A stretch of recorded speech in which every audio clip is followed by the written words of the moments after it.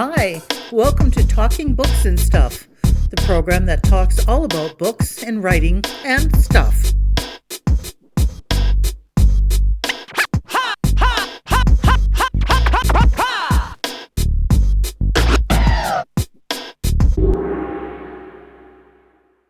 Here's your host, Dennis Rimmer. Hi there. It's another edition of Talking Books and Writing and Playwriting and all sorts of good stuff like that. Today we have with us Meg Braem from Calgary. You're in Calgary, right, Meg? I am in Calgary, yeah. Okay, and we're talking about playwriting because Meg is an Alberta-based playwright and dramaturge. Her plays have been nominated for a Governor General's Literary Award and also won the Alberta Literary Award for Drama. So we're talking, Meg, about this publication, which is Flight Risk, a play by Meg Braem. And I'm wondering, Meg, why this is a play and not a book. Oh, that's a good question. I think I primarily work in playwriting. I started as an actor. And so for me, that the process of acting is very similar to writing a play. And I started writing plays because as an actor, I was like, oh, I don't always love the roles I'm getting. I'm going to start writing roles that I would love to play. And then that kind of took over. And then the further I got along and the more I moved into writing, I was like, even if you're working in prose, it's all the same kind of thing. You're working to make dramatic stories and you're working to have dramatic action, which is the same thing that makes prose a page turner. So it's my world to come from theater. And I think in this particular instance, it's really nice to hear the characters speak in their own voices. So we have two opposing views and then they kind of come together. I just found I think the chemistry of the two people speaking for themselves works really well in dialogue rather than prose. And it's a play. It's called Flight Risk. It's from the University of Calgary Press. It's about a 99-year-old war vet in an old folks home. So what was the inspiration for this? I started writing it because I had a year where I got really sick and then I had my dad passed away. And so I was already in this sort of place of like kind of coming to terms with mortality for the first time in my life. And then I started, so I knew I wanted to talk about aging and I wanted to talk about sickness and I wanted to talk about where that sits in our society. And then I started to meet people. I went and did interviews in extended care homes. And then I met a lot of war vets, and I met one war vet in particular at the Nanton Bomber Command Museum, and his story really became the inspiration for the character of Hank. Very different personalities, but he was a tail gunner, and listening to him talk about his experiences, and when he was in Bomber Command, his crew, he got grounded because he had some hearing issues that happened after one mission, and then so he was grounded for 2 weeks, and his entire crew went up, and then they never came back. And so I learned about him, and then I got some firsthand accounts and journals from other people in Bomber Command, specifically tail gunners, and I just started to, think about like, wow, like mortality. What does that mean? What does aging mean? What does it mean when you're in that high risk situation? And then sort of looking at these things that were maybe not connected directly, but starting to look at the relationships between them. And I can think of about a million things I'd rather do than be a tail gunner in a war situation. So, and it's just, wow, the luck of the draw, right? The guy was sick one day, the plane doesn't come back. Could have been 2 days earlier, 2 days later, whatever, 2 weeks. So the play itself is just mainly about two characters. So tell us about the two characters. There's the war vet and the caregiver, and what's sort of the dynamic between the two of them? So her name's Sarah, and she's a young nursing student. And so she's sort of, because Hank, the vet, the tail gunner, has a habit of sort of running off in the middle of the night, not running, but sort of like getting out of the care home in the middle of the night and being found in the morning. And so she's sort of tasked with taking care of him, keeping an eye on him, which she sort of is like, that's not what I want to do. But she sort of has all these assumptions about him, as he does about her. And they start to slowly realize that the other person is exactly who they need at that moment in time. She's just been diagnosed with multiple sclerosis, and she's sort of trying to grapple with that diagnosis. He's sort of in this place of like, he's turning 100. The care home's going to plan this big birthday for him, and he doesn't want to live that long. So they really give each other what they need in that moment. And there's a quote in the book. It says, "These characters are stars in a constellation." What does that mean? Just that they work in relation to each other, and that they sort of are linked to each other.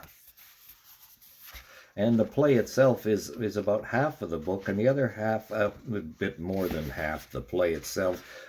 We've got Flying in the Dark, the Canadian Bomber Command Experience, and Meg's Flight Risk by William John Pratt. How did that come about? Well, William is my husband, and he also is a historian with Parks Canada, and he did his PhD in military history.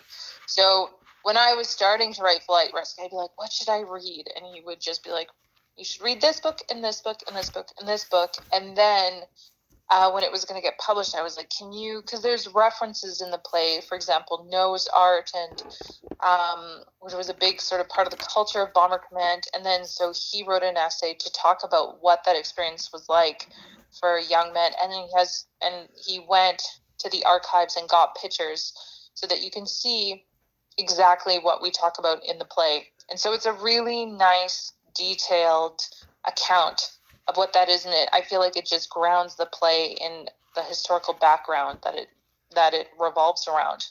Yes, there are pictures in the book, and they come near the end of the publication. We've got, like you say, a picture of the nose art, and a couple of pictures of, there's the crew of the Dipsy Doodle. So the inspiration, why is this work of Flight Risk especially, why is that important to you?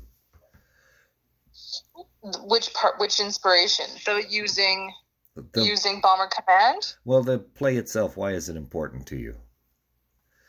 I think intergenerational relationships are something that's really important to me, because my experience in doing the interviews with people who are elderly, I remember being like, oh, I could just spend the rest of my life interviewing people in care homes, and they all have amazing stories. They've all lived amazing lives. And I just remember thinking like, oh, this is a treasure trove of knowledge that I'm not sure is being shared as much as it could be.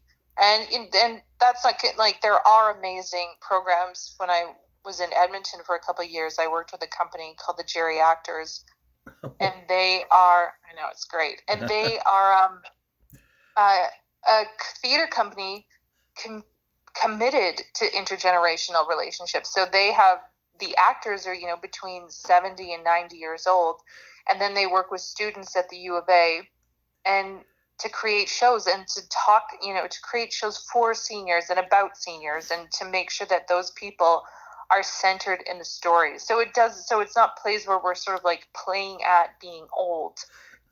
It's just that people are telling their stories, which I think is really, really important. And actually, it strikes close to home because our eldest is a caregiver at a care home. Oh, wow. And they've talked about, there was one resident who was in his early 90s when he wrote his first book.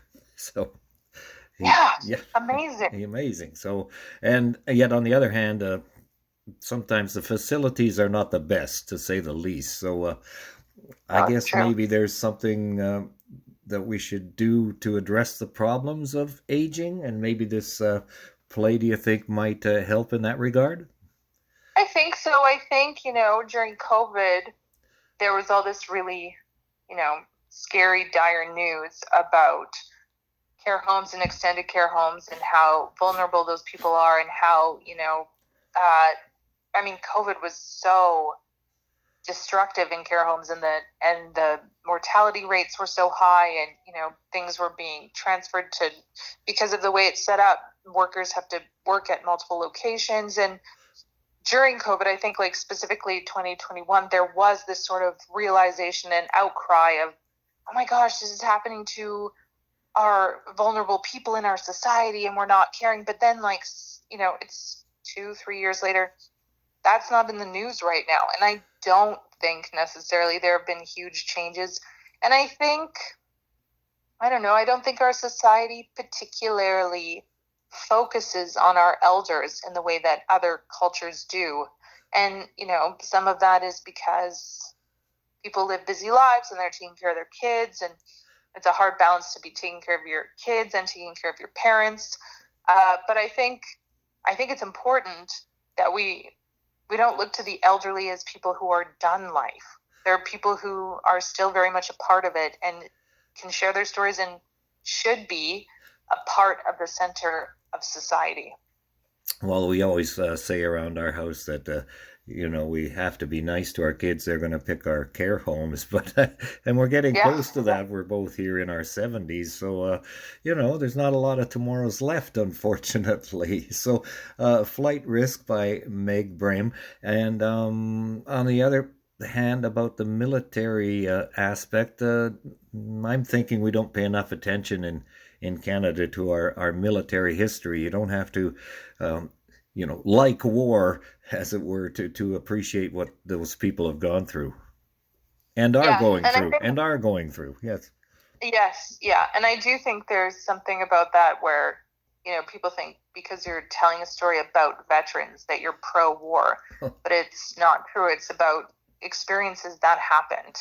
And our house is, my husband's whole life is looking at history and researching history and Canadian history, but it's one of those things of, this is our heritage, and, it's complicated, and there's good there's, things have been done badly and things have been done well, and to talk about those things, because it's the legacy of this place, and it is our identity, which is shifting. But it's important to know what happened. Exactly. You can't just ignore it just because you don't like it. So let's go back a bit to your early days. You grew up in Victoria, is that right? I grew up in Kelowna, and then I lived in Victoria for 8 years. So I'm a BC kid. Right. Well, I lived in Victoria for a long time, so I've got a lot of connections out there as well. So does your day-to-day life have a routine to it, or is it all hodgepodge?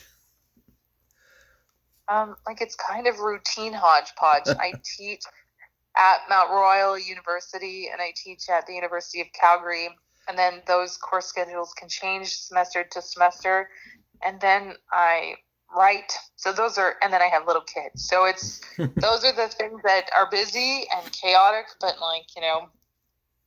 the same. They are the same. It's the same, trying to balance, and it changes by what hour comes at what time. But it's sort of routine chaos. How many different performances of Flight Risk has there been? I mean, different. There's only been one production so far, which was at Lunchbox Theatre in 2017. What's it like watching something that you came out of your head appear live and in person? It's great. And it's great because there is a process, because, you write it and then you workshop it first, and then you get a chance to see, that line, which I thought was so clear, doesn't work when it's lifted off the page, because theater is different than prose in the fact that it isn't culminated in reading it, but it's different than film in that it is so reliant on the language. So there is a huge important step when the actors come in and you start to go like, okay, what plays, what reads on the stage versus what I thought read on the stage. And that's where actors and directors become very, very important. And any tips you can pass along to would-be playwrights? What have you found in your career that worked for you? Tips for would-be playwrights? Yeah. I think write the play that you want to see. And I think always look towards, pick your protagonist and make them want something. And then your entire story is predicated on if they get that desire or not. And what do you have coming up in future works? Oh, I'm working on a horror right now with a theater company here in Calgary. And then I'm working on a play that I started 10 years ago, which I think we're going to do a reading of on a farm either this year or next year. So those are the two that are I'm working on currently. And we wish you all the best of luck, Meg, and thank you very much for being with us. And I hope lots of people pick up Flight Risk and take it to heart in more ways than one. So thank you very much. Thank you so much for having me. Thank you for visiting with us today. This is Talking Books and Stuff with Dennis Rimmer. Contact him at dennis@talkingbooks.tk. Thank you, and may all the good news be yours. Oh, and don't forget to check out his book, The Great Canadian Notebook, available across Canada and at amazon.ca.